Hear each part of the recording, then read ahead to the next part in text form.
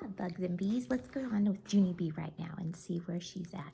Remember, she found out Mom and Dad were having a baby, and so we're going to find out a little more about what happens with Junie Bee now. It's chapter 3, A Very Wonderful Thing. Yesterday, a wonderful thing happened, and it's called I Had Pie for Dinner. Just pie, and that's all. That's because my mother went to the hospital to have the baby, and Daddy and Grandma Miller went with her. And so me and my grandpa got to stay at his house all by ourselves, and no one even babysitted us. And guess what? Grandpa smoked a real live cigar right inside the house, and Grandma didn't yell, "Go outside with that thing, Frank." After that, my grandpa gave me a piggyback ride and let me put on Grandma Miller's new hat with a long brown feather. And also, I got to walk in her red heels.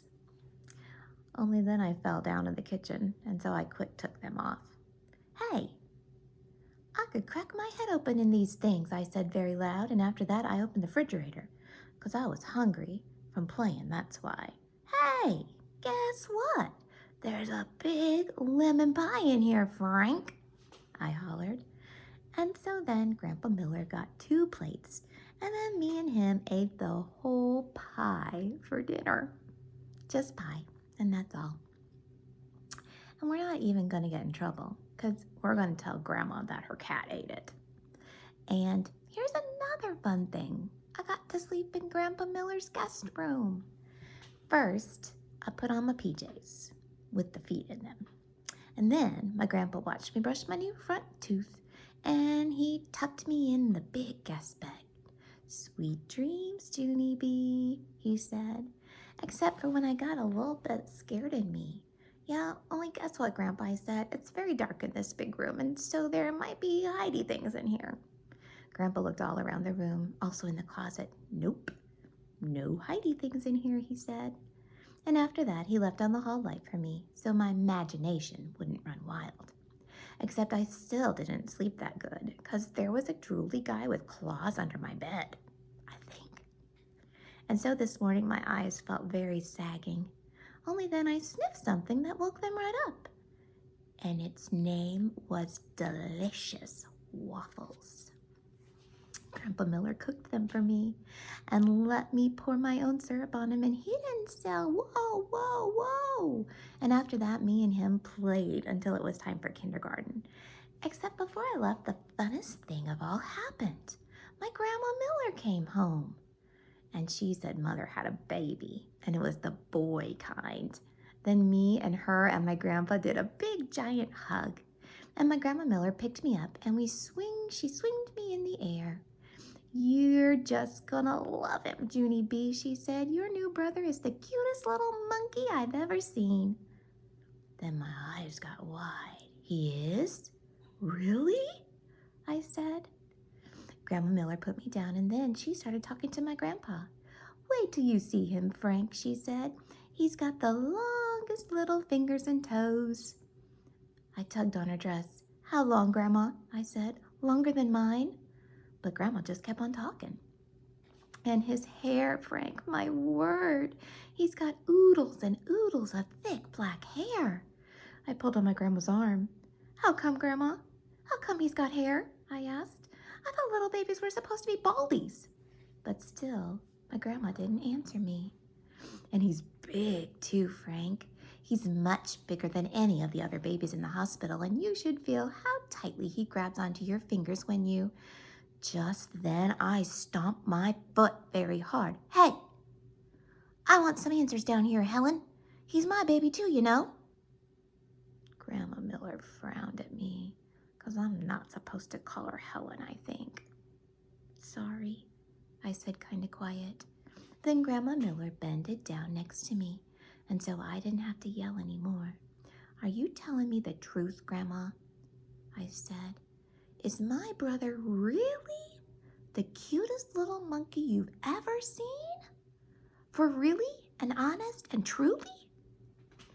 Then my Grandma Miller hugged me very tight. "Yes, little girl," she said in my ear. "For real and honest and truly." And after that, she picked me up again, and me and her twirled all around the kitchen. Chapter 4, Hoppy and Russell. My room at kindergarten is named Room 9. I have two of the bestest friends in that place. One of them's name is Lucille. Lucille sits exactly right next to me. She has a red chair and she also has little red fingernails which are very glossy.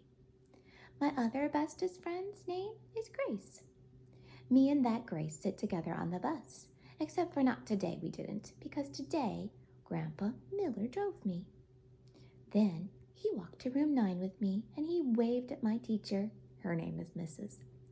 She has another name too, but I just like Mrs., that's all. And when I first walked into her room, Lucille was looking at Grace's brand new shoes, and their names were Pink High Tops. Hey, Grace, those new shoes look very beautiful on you, I said. But that Grace didn't even say thank you to me. Grace is angry at you, said Lucille. She said that she rode the bus today and that you weren't even there to save her a seat, and she had to sit next to an icky kid. Right, Grace? Grace bobbed her head up and down.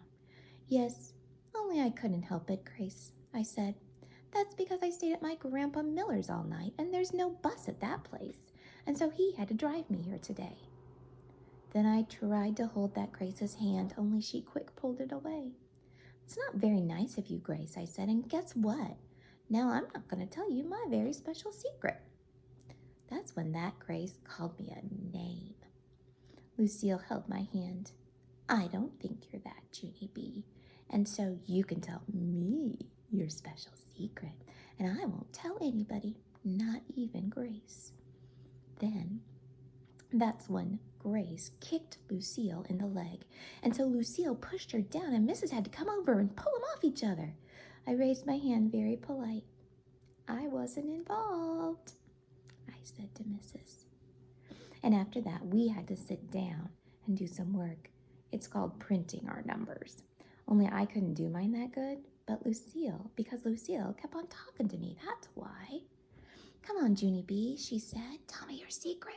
I won't tell, I promise. Yes, only I can't, Lucille, I said, because no talking to your neighbor, remember? Then Mrs. snapped her fingers at me.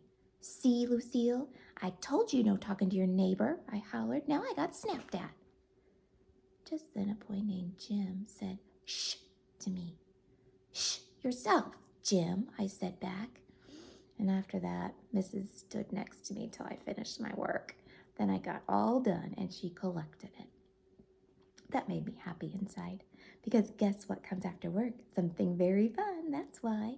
And its name is show and tell. Mrs. stood next to her desk. Who has something interesting to share with the class today? She said. Then my heart got very pumpy, because I had the most special secret in the whole world. I raised my hand way high in the air. Ooh, ooh, ooh, ooh, ooh. I hollered, me. Mrs.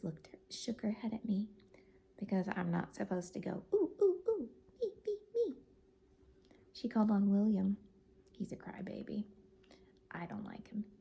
William, she said, since you raised your hand so politely, you may go first.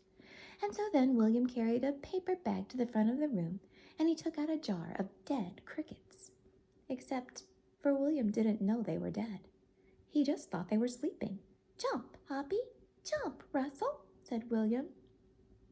Then he tapped on the glass. Hey, wake up in there, he said. And after that, William started shaking the jar all over, and he wouldn't stop. Wake up, I said, he shouted. Then Hoppy and Russell started falling apart, and Mrs.